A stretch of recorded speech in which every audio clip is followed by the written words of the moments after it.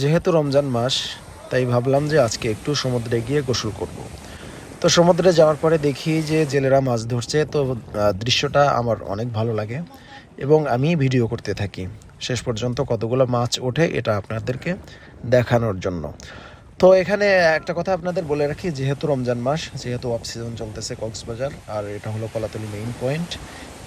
রমজান মাস এই জন্য পর্যটক শূন্য, যেহেতু পর্যটক নেই এই জন্য জেলেরা এই জায়গাটিকে মাছ ধরার জন্য আদর্শ জায়গা হিসেবে বেছে নিয়েছে।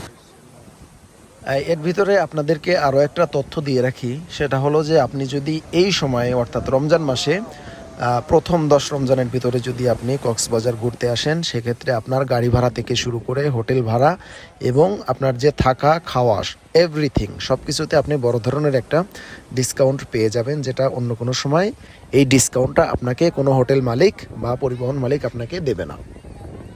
আরও একটা তথ্য আপনাদেরকে দিয়ে রাখি যে এই সময়টা যেহেতু মুসলিমরা রোজা পালন করে এবং এর কারণে দেখা যায় যে তারা লং জার্নি করে না বা ঘোরাঘুরি বন্ধ রাখে, তো এই সুযোগটা কিন্তু যারা ভিন্ন ধর্ম অবলম্বী আছেন, বিশেষ করে সনাতন ধর্ম এবং অন্যান্য ধর্ম যারা আছেন, এই ধর্মের লোকগুলাকে কিন্তু এই সময়ে সমুদ্রের পাড়ে আমি বেশি দেখেছি। যত মানুষ দেখেছি প্রায় ম্যাক্সিমাম দেখা গেছে যে আপনার 80% মানুষই দেখা গেছে যে হিন্দু বা অন্যান্য ধর্মাবলম্বী। মুসলিমদের এই সময়টাতে এখানে খুবই কম দেখা যায়। তো যাই হোক, আমরা মাছ ধরা দেখতে থাকি এবং আমি আপনাদেরকে দেখাবো যে এখানে কতগুলো মাছ শেষ পর্যন্ত এই জেলেদের জালে ধরা পড়ে। মেইনলি হলো যে কলাতলি মেইন পয়েন্টে এইভাবে জাল ফেলানোর সুযোগ আসলে হয় না, বা এখানে যে যারা পর্যটক বেশি থাকার কারণে এই জিনিসগুলো দেখারও সৌভাগ্যকর হয় না। তো আমরা যেহেতু আজকে সুযোগটা পেয়েছি, তো আমরা দেখব যে শেষ পর্যন্ত এই জালে কতগুলো মাছ ধরা পড়ে। তো আপনারা সাথেই থাকুন এবং ভিডিওটি কন্টিনিউ করুন। তো ফাইনালি কিন্তু আমরা একটা মাছের দেখা এখানে পেয়েছি। দেখেন যে এটা হলো সামুদ্রিক কেকলে মাছ। তো যেহেতু জালটা কাছে চলে এসেছে, এই জন্য অনেক মাছ ঢেউয়ের সাথে উপরে চলে আসছে। তো জালটা এখন গুছিয়ে নেওয়ার সময়। তো আমরা দেখবো যে জালের ভিতরে কি পরিমাণ এবং কি কি মাছ এই জালে ধরা পড়ে।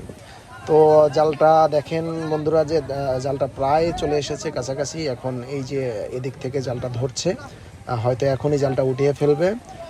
সবাই প্রিপারেশন নিচ্ছে জালটা উঠানোর। এই তো জালটা কিন্তু উঠানো শুরু হয়ে গেছে। আপনারা এখন দেখেন বন্ধুরা, এখানে কি পরিমাণে মাছ! আলহামদুলিল্লাহ, আল্লাহু আকবার।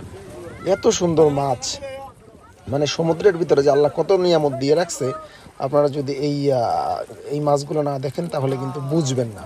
দেখেন এখানে কাঁকড়া থেকে শুরু করে জেলিফিশ, এরপরে সমুদ্রিক কেকলে, এরপরে আপনার রূপচাঁদা, হ্যাঁ, সব কিছুই কিন্তু আছে। এই যে দেখেন যে এখানে মাছগুলো একসাথে একটা বলের ভিতরে রাখা হয়েছে।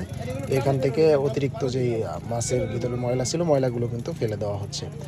তো আপনারা যদি এইভাবে তরতাজা মাছ কিনতে চান, তাহলে কিন্তু জেলেদের সাথে কথা বলে বা কন্ট্যাক্ট করে তাদের সাথে আপনারা কিন্তু সরাসরি এইখান থেকে তাজা মাছগুলো নিতে পারবেন। যদিও মাছের দাম অনেক বেশি, মানে টাটকা যখনই হয় তখন জেলেরা মাছের দাম একটু বেশি চায়। তো আপনারা যদি চান তাহলে অবশ্যই নিতে পারবেন। আজকের ভিডিওটা সম্পূর্ণ দেখার জন্য আপনাদের সবাইকে ধন্যবাদ।